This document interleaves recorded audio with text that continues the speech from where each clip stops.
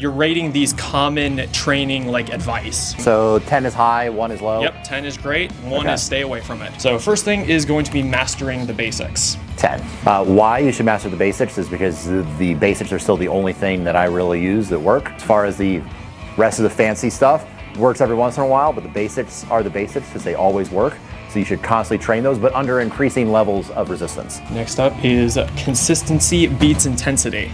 I would say a 9. That's absolutely true. Compounding effective training is very real. And if you're so intense that you can't keep up the consistency, then you will log less training hours than other people, and it's all time on the mat. That's what makes you good.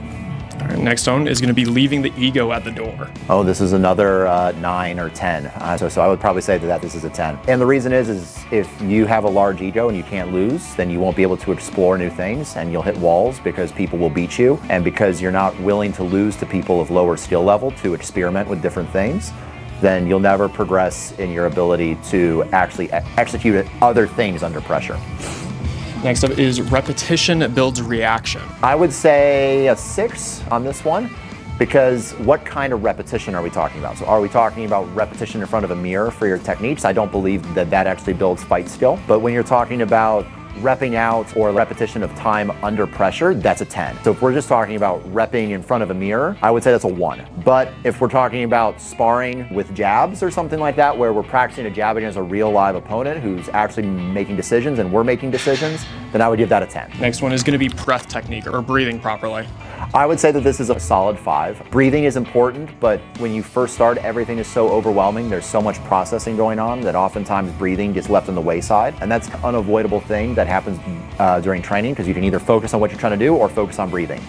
Like, there isn't a two-way street. But once you're more comfortable in the environment, then you can start fine-tuning in on your breathing. And it will help you, but it just is a lower return thing when you're first starting. Next up is sparring with the intention to learn, not to win. I would say that's a 10. Absolutely. So sparring with the intention to learn is absolutely a 10.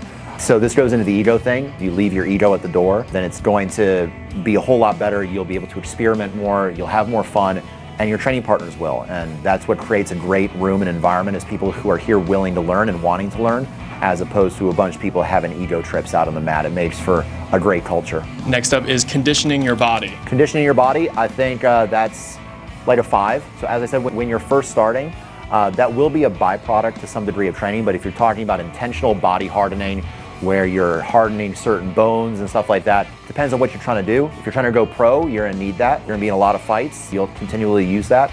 But if you're the average Joe training for self-defense, I think it has limited returns on the investment of time that you would put into that. Your time is much better spent in resistance training against people who are making active choices and making decisions rather than rolling out your shins. All right, next up is training both your left and your right side. I would say that this is a solid 5.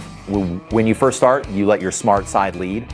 And then as you train, you let your dumb side kind of catch up. So I think that this is a solid 5. There are some circumstances in self-defense that you absolutely need to train both sides. For instance, knife, being able to, so tracking hand switches and stuff like that so that's probably a 10. But learning how to spar with both stances right away is just too confusing. All right, next up is adaptability is survival. I would say that's a 10, and that's why you're trying to train against people who have resistance, because it's constantly adapting. You're constantly making choices and decisions.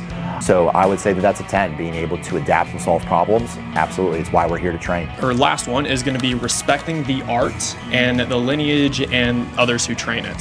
For what this practically gives you for your martial arts, I would give this a 3. Lineage is good, and understanding where people came from.